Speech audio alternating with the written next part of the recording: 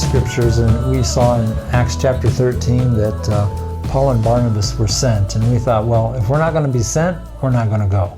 Exactly. And so a little time went by, and you were pregnant with our first child, and so I went on another exploratory trip.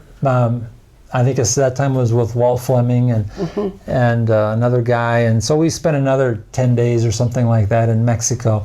And really, I went with another question at that time, and that question was, still? Is this what you have for us? And during the conclusion of that, I can remember that I just kind of got a vision of the Lord working in Mexico, and it just affected me such that I wanted to go and to participate in what God was doing in Mexico.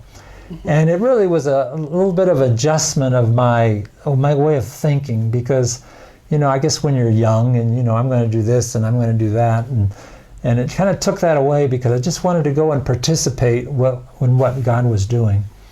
And so anyway, it came back, and we went and talked with the elders and so on once again, and they made a decision to send us, okay? And so anyway, I don't know, it was in the spring sometime, I can't really remember the date, but language school, first step is to go to language school, because Mexico, they speak Spanish, and we didn't speak Spanish. And so anyway, we enrolled in language school. We had a house, we were selling our house, I think the house sold.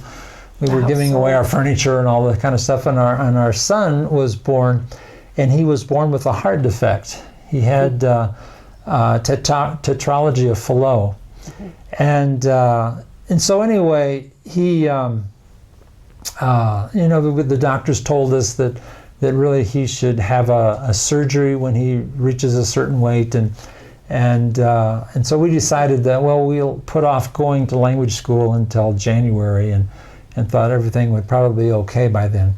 But in mid-August, David went into a crisis. He had to have the surgery before he was really big enough, weight enough to be able to do it. And it resulted that in a couple of days later, he died. And so anyway, that was one of the most difficult experiences we ever experienced. Yeah. And so anyway, here we are, okay. Our house is sold. We've started giving away furniture. We're all in this process to leave, and we weren't going to leave. And so we made the decision that we just might as well go. Well, after the funeral, the pastor is going down the front steps, and we're following him. And we said, so what now? And he said, is anything holding you here? And we said, no. He said, you can go. And so we called language school, and they accepted us back, because of course we canceled when we decided not to go. And we headed off to language school just within a few days after David's funeral. And so anyway, we spent a whole school year in McAllen, Texas, studying Spanish. It really wasn't too hard. We'd heard that it was difficult, and we kept waiting for it to get hard, but we got A's and all that kind of thing. Yeah. And I think it was a time of healing for us. Yeah. And you became pregnant with Sally, our second child, and so anyway, that we spent that year. I guess I can't really. It's kind of a fog, that whole school year, but we studied Spanish, and afterwards we returned to Kansas City. Sally was born in Kansas City, and when was it, about August or something like that we moved to Mexico? Is that right? Yeah, we crossed the border on August 30th. Oh, okay. Of 1979. That's when we moved into Mexico. Sally was 2 months old. Okay, and so Sally really is our measure of how long we've lived in Mexico. Yeah. And she's now 40, is that right? She'll be 41 in a couple weeks. 41 in a couple of weeks. Okay, so anyway, that's our measurement of. Yeah, some people plant trees or something like that, but we got a baby. So, so anyway, just to kind of conclude the story, we moved to a city called Tampico, and one of the couples that had left the church a year before we did, they had gone to language school. They had spent a year in Mexico. They went and worked in Tampico. And the system that our missions group had is that we would go and work as apprentice with someone with a little bit of experience and then move to another place in Mexico. Yeah. And so we arrived in Tampico, and we worked and we preached in some small towns around Tampico. And it's where we, began to understand a little bit about what Mexico was about, and had some very interesting experiences. But it became time for us to move to another place in Mexico. And we didn't really know that much about Mexico. And so what we did was we opened up a map of Mexico and we put it on the kitchen table. Remember that? Uh-huh. And we spent a week of fasting and praying. Uh-huh.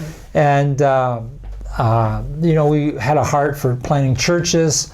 I was interested in a place that had a lot of communities, small communities and things like that.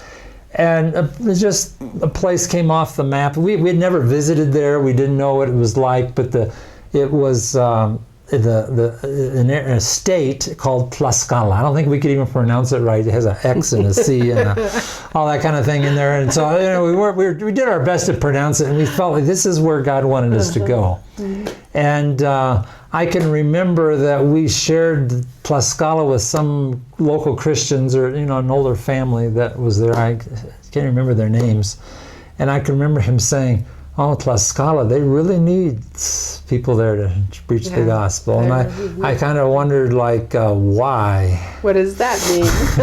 Okay, but anyway, I think later we'll tell you more of the story about arriving in Tlaxcala, okay? Mm-hmm. So anyway, I think this is enough for today, but I'm anxious to continue on with the story. Mm-hmm. Okay, God bless you. As we think back over our, what God did in our lives over the years, and even a long time ago, one of the things that stands out so much to me are the people that God brought to our lives. I think when we were living these experiences, we were thankful for the people that that God brought into our life and were our friends. But we don't think we looked down the road 40 plus years to see what would happen. But admittedly, a lot of the people that were in our lives at that time are still part of our lives today. Just like to mention a few. First off, Mark and Sue Nye have been just wonderful friends for many, many years. Mark and I met in junior high, and we're still friends today, and Mark and Sue have been supporters of our ministry. Also would like to mention Walt Fleming, who really has a heart for Mexico and missionaries and the work in Mexico. And on our second trip exploratory trip to Mexico, Walt, really I went with Walt on this trip, and he came to visit us many times, and still he is a friend and a person who's part of our lives today and prays for us. I also like to mention Ernie and Dee Gruen, who really believed in us and our ministry, and we really need people who believe in us and help us along the way. Jim and Marilyn Cox also played a real important part in our lives during those times, and even when our child was in the hospital and passed away, Jim just was a tremendous blessing to us. As we were in language school, Jim and Joyce Venita were classmates of ours. And later they formed a church that has been supporting us and supports us today. Gerald and Ruth Nygren were classmates also with us, and they continue to be friends today. They are serving also here in Mexico at this time. Should also mention Dan and Debbie Reitmeyer. When we went to Tampico, they were our leaders and helped get us started in our ministry in Mexico. And so anyway, wonderful people God has brought into our lives, and we're just so thankful for those kinds of things. Also, listening to what we shared about and remembering a couple of lessons I think that God really showed us and put into my life during that time. One is that adversity is a normal kind of a thing. And many times when we are going out to serve the Lord, adversity, opposition, problems come, and just really we need to learn to embrace them. And they have an important part in our lives. And I can say today that I'm thankful for the adversity and the difficulties that we had along the way. Also, another thing is that we see is, God gave us a vision. And it's so important just to embrace the vision that God's given us and to give your life to it. And, we've been, serving the Lord for many years now, and it's just embracing the vision and going with it long term is such an important thing. And really, as years go by, you begin to really enjoy the fruit of things that you did a long time ago.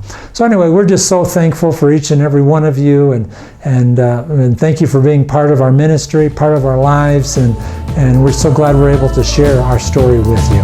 The Lord bless.